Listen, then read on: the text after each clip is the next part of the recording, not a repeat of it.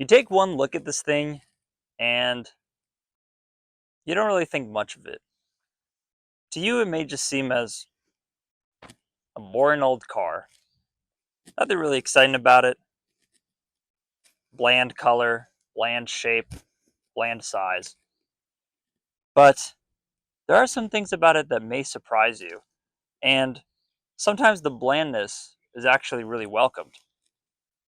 This is a 2004 Hyundai Sonata. It's my 2004 Hyundai Sonata. I just wanted to go over some of the things that may be commonly overlooked by people when they see one of these Sonatas. As I get ready to sell this car, I just wanted to appreciate its simplicity and boringness and kind of talk about it as I say farewell to it. Like I already mentioned, this is a 2004 Hyundai Sonata. To be specific, this is an EF Hyundai Sonata. To be even more specific, this is an EF-B Hyundai Sonata. This model was produced from 2002 to 2005. It's actually the same Sonata as the one from 1999 to 2001, but that one was the EF one. This is the facelifted one, which is an EF-B. If you're really like a Hyundai Kia nerd, history buff, whatever you call it, you'll know that this is pretty much the same thing as the Kia Optima from around these years, the 99, 2005 range. I say the same, but there's obviously slight differences, but a lot of it, they really share the same thing, primarily the engine. And the reason for that is because Kia and Hyundai are corporate sisters and they exist under the same Hyundai Motor Group company. So therefore, they just kind of share a lot of parts together. And you still see that today, even with modern Kias and Hyundais. One of the really notable parts to these Sonatas, which you might have already noticed, are the headlights. They look very, very familiar. And that's because they are based on the Mercedes C-Class headlights. So if you're driving your car and this is behind you, and you look in the rear view and you squint really, really hard, looks like I'm balling out in a Mercedes. I was supposed to go all the way up. Under the hood, the Sonata offered either an inline-4 or a V6. This particular car, being a base model, came with the inline-4. The inline-4 is slower, but it is better on gas. So being just, a simple daily driver is kind of the one that I wanted. I've had no major issues with this engine, besides very small stuff here and there, like an occasional easy leak to fix. Crankshaft sensor went bad. I think that's pretty much it. Like many four cylinders from this time period, they're just simple and very reliable and predictable. And really, that's all we can ask for something that you're driving damn near every day, right? You just want something that if it breaks, you're like, great, I can fix it and get back to doing what I need to do. It's got, low power, decent MPG, but nice and simple.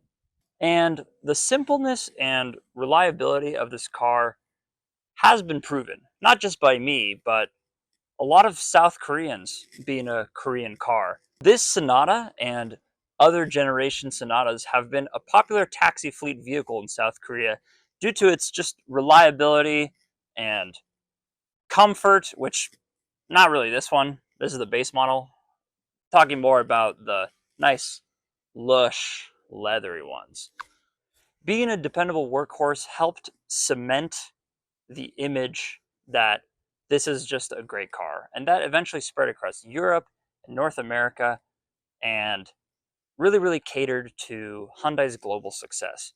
It really all started from this model Sonata, believe it or not. Obviously, there were earlier models, but this is kind of the one where it really, really started to make sense for people to buy this. And it finally was at the levels of competition with the Toyota Camry and the Honda Civics or Accords. I don't know if this would be a Civic or Accord. The Sonata even won an award, believe it or not. It was called the best new family car by the Automotive Journalists Association of Canada, which is kind of crazy to think about because you look at this car now and you're like, this is just a bland old boring commuter car. But at one point, it won an award. This interior, being the base model, is not that lush, leathery interior that I'd be hoping for. There's nothing really going on in here. Just some cup holders, radio, climate control, cruise control. That's good. For its time, though, it did have a lot of great safety features. Being a 2004, keep in mind. It had dual airbags up front, side impact airbags, ABS, but that was kind of becoming standard by then. Yeah, but just basic. Safe, but basic. But basicness and simplicity is just so wonderful, though, because ultimately it just means less things to break. And isn't that really the point of your daily driver? You want it to keep going. You want less things to break. Looking at a newer car, you might think like, damn, that's a lot of sensors and tech that after many years might just go bad. Sure, if you're just planning to buy it new and get rid of it in 5 years, that's maybe not really an issue for you. But a lot of us can't really afford brand new cars, and it's pretty, I don't know, environmentally wasteful if you just always go for the new one. Maybe get used. I feel like it's both financially and environmentally wasteful, right? Right? Anyways, random tangent. But the EFB Sonata lacks all of those gadgets and gizmos. There's no touch screens, no voice control, no advanced connectivity buttons. It's just straightforward buttons and knobs. That's it. And I kind of touched base on it earlier, but the engine being older uses more conventional mechanical parts rather than a lot of electronic sensors. And they are getting better with time, but I feel like we're kind of in this maybe in between phase. But yeah, it's just, it uses a lot of like expected mechanical conventional parts, which are easy to diagnose and easy to repair. It really has only the basics when it comes to electronic sensors.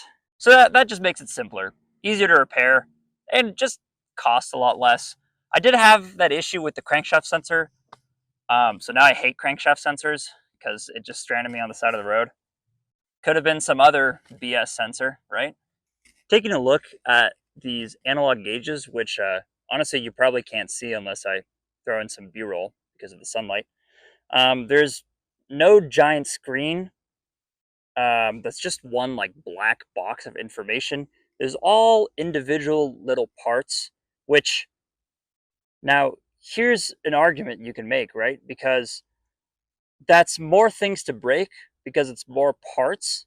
But I feel like in this case, if it's just one like black box of information and something goes wrong, the small issue just ends up being replace the whole screen. It might have just been something that's a lot less serious as that to replace, but no one wants to really dive into the mysterious black box of the screen. They'd rather just replace the whole screen. So that's just more expensive and more wasteful. Rather than if you have these simple analog gauges, you just can replace one expected part of the analog gauge. And that theme continues through the traditional key, the predictable suspension, the non-complex drivetrain. This less overwhelming technology promotes DIY. But unfortunately, it seems that companies are just moving further and further away from that, and they don't want you to fix anything. They want them to fix it because that makes them more money. But DIY is not just economical, it's also just, I guess, like emotionally rewarding. Or it could be hella frustrating. Sometimes I just want to, as much as I talked about simplicity and how it's better, we do have to appreciate what modern cars bring us too.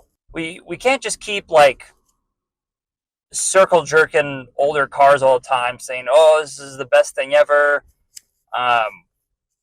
They don't build them like they used to, which I get for some parts, but we do have to appreciate what modern cars bring us. I think the biggest pro of modern cars is safety, hands down. It's just a reality of the fact. They're a lot safer. They come equipped with state of the art safety equipment and features that only get better and better with time. I mean, think about it. There used to be cars without headrests, so when you get an accident, you would just snap your neck, or there would be steering columns that just wouldn't collapse, and when you'd get in an accident, they would just go straight through and stab you. Like, and that was just normal. Modern cars are also more fuel efficient, and I'm not just talking about like hybrids. I'm also talking about like naturally aspirated modern vehicles. These like naturally aspirated modern engines specifically have years and years of knowledge behind them, and it only gets better. And the tech really is crazy. Like adaptive cruise control, that's a road trip game changer. Some people might argue that newer cars are more comfortable, but I'd have to disagree with that. I know I drive just old shit boxes, so to me, anything that has a seat is comfortable, but they've been making comfortable cars for many, many years. So I wouldn't say that newer cars are like way comfier. There have been comfier cars. After I sell this, I think for my next car, I need to find something that has a balance of simplicity, yet the comfort and safety of a modern vehicle. And then also some better gas mileage, a little bit better tech that's still DIY friendly. Oh, and it's got to be comfortable too. I'm getting really tired of basic seats. I want to be comfortable. Too many clapped out vehicles in my life. Ugh. Take care. Sonata. Sonata.